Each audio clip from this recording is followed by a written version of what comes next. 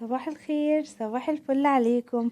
النهاردة هنعمل مع بعض مخلل البتنجان بطريقتين، ان شاء الله ينال رضاكم ويعجبوكم وتنفذوهم وتعرفوني في الكومنتات ايه رأيكم فيهم.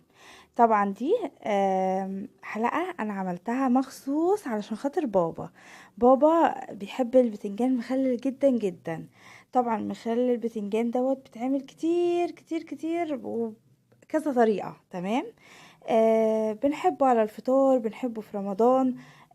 في كل الأوقات هو بجد تحفة يعني. أولا لازم نكون جايبين بتنجان صغير، تمام، ما ينفعش بتنجان كبير. ما ينفعش كمان أبيض، يعني دايما مخلي البتنجان بيبقى المخلي البتنجان الأسود. تمام كده اهو. ولو عندكم انتوا طريقة عرفوها لي. اول حاجة بعملها ان انا بشيل القمع بتاع البتنجانية من فوق، بعد كده بشقها شقة اهو. تمام. طبعا بنشطفه وبعد كده بنفتحه بقى الفتحة دي بحرف السكينة كده، وبنروح فاتحينه. حابة تفتحي بعد السلق، تمام حلو. حابة تفتحي قبل السلق، حلو قوي. انا عن نفسي دي طريقتي وانتم ليكم حرية الاختيار. تمام كده. عايزه اقول لكم ان بابا طلبوا مني، يعني انا كنت قاعده وبنغير على الجرح وكده وايه يا بابا وبنهزر وحاجات من دي. بعد كده فبقول له بابا انا رايحه اجيب خضار. قال لي طب انا هطلب منك طلب يا شروق. قلت له عيوني يا بابا. قال لي عايزك تجيبي لي بتنجان وتعملي شويه مخلل بتنجان من ايدك. قلت له عيوني يا قلبي. فكده بقى بصوا حطيته في ميه اهو علشان خاطر ما يسودش، طبعا كلكم اشطر مني وعارفين ده ليه. هنا بقى سلقته ميه مفيهاش اي حاجه خالص. كل اللي بعمله الميه بتغلي، بعد كده بنزل فيه البتنجان. وفي ناس بتقول برنجان. كل الكلمات متفق عليها. برنجان، بتنجان، اللي انتوا عايزينه، اهم حاجه يكون بتنجان صغنن. بصوا بقى هنا عملت ايه. هنا بحمر شويه او بدقلجهم في الزيت زي ما بيقولوا، يعني برضو عايزه يعني اكون مواكبه كل الكلمات. هنا اللي اتسلق سبته يبرد شويه عشان ما يلسعش ايدي، والتاني سبته على النار يعني بصوا ياخد تشويحه كده، بس ما يبقاش ناشف، لازم يكون كأننا هناكله. يعني مش هنعمل حساب ان هو لا هيستنى يوم واتنين واسبوع، لا، هنعمل حسابنا ان هو هيتاكل مثلا بكرة او يتاكل النهاردة بعد ساعتين تلاتة. فلازم ندقلجه كويس يبقى زي الزبدة كده زيهم كده.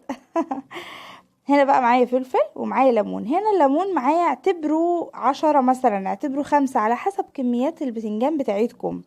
بعد كده بعصره. طب ما فرمتوش في الكبة ليه؟ علشان مش عايزة القشر. فانا باخد الليمون كده بيور خالص و بعصره كله. معايا خل هاخد كوباية، معايا ملح هاخد كوباية، كوباية ونص، كوباية وربع، على حسب الكمية بتاعتك. هنا بقى اهو حطيته مع الفلفل. الفلفل مش حراق قوي، هو لذيذ يعني. حابة انتي تخليه سبايسي حراق قوي براحتك برضو. تمام كده بقى. الخل اهو هاخد كوباية، وتعمدت على فكرة ان انا احط الخل بعد الملح في الكوباية علشان ينزل كله. بيبقى تركات صغننة وبسيطة ولكن بتفرق صدقوني. اهو كده بقى فضيت الخل وال والفلفل اهو، وهفرمهم مع بعض فرما جيدا. اهو كده. بصوا دول كانوا ليمونتين قطعتهم وحطيتهم برضو معاه، تركاية. وكانت ايدي مجروحة، فروحت لابسة الجلوفز ده. وكمان حتى لو مش ايدي مجروحة، هو لا يعني مثلا هعمل حاجة للولاد او هشطف وشي او هستعمل غصب عني ايدي تيجي عند عيني. فحبيت ان انا الفلفل هشيله، وانا بقى مش بتاعت معلقة والكلام ده، فبايدي شغالة زي ما انتم عارفين. فرحت لابسة جلافز وحطيت بشيل الفلفل والملح والحاجات دي بالايد اللي فيها جلافز، والايد التانية بسند عليها بس. كانت مولعة برضو على فكرة. ده اللي مسلوق، المدقلج هناك اهو في الاخر زي ما انتم شايفين. على فكرة عايزة اخترع شوية لقطات على الكاونتر عندي، علشان خاطر فعلا مش عاجبني ان كل مرة الصالة تبقى باينة كده، محدش عارف يعدي وقت التصوير. حاجات كده ملخبطة شوية. بس هظبطها، لو عندكم افكار عرفوني. اهو كده بقى عمالة برص اهو.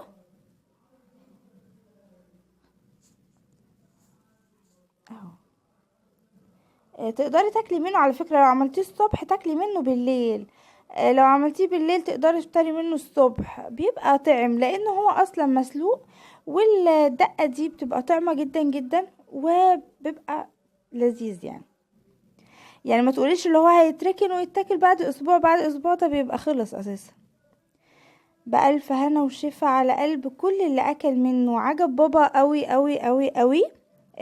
بعتهوله تاني يوم الصبح علشان يفطر منه. وعجبه خالص. اتمنى كمان انكم تجربوه يعجبكم وينال رضاكم، وكون دايما دايما كده بحقق لكم كل اللي انتوا عايزينه، او بتعملوا سيرش عنه ان شاء الله يا رب. وسامحوني على التقصير، وسامحوني الفترة دي معلش كده. هرجع لكم بحاجات حلوة الفترة الجاية. بس دعواتكم ليا بس. اهو كده شايفين اللي عليه الزيت ده كده اللي هو ايه المدقلك. هنقول محمرينه، هنقول كده.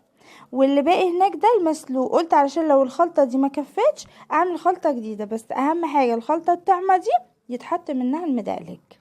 اهو. وبملى العلبة بتاعتي بقى كده، وما تضغطيش عليه يعني ما تكبسيهوش، فاهمين؟ زي الليمون والزيتون لا، احنا ده بنسيبه براحته خالص، بس بنغطيه او نخلي المية تغطيه شوية من فوق علشان ما ينشفش. تمام.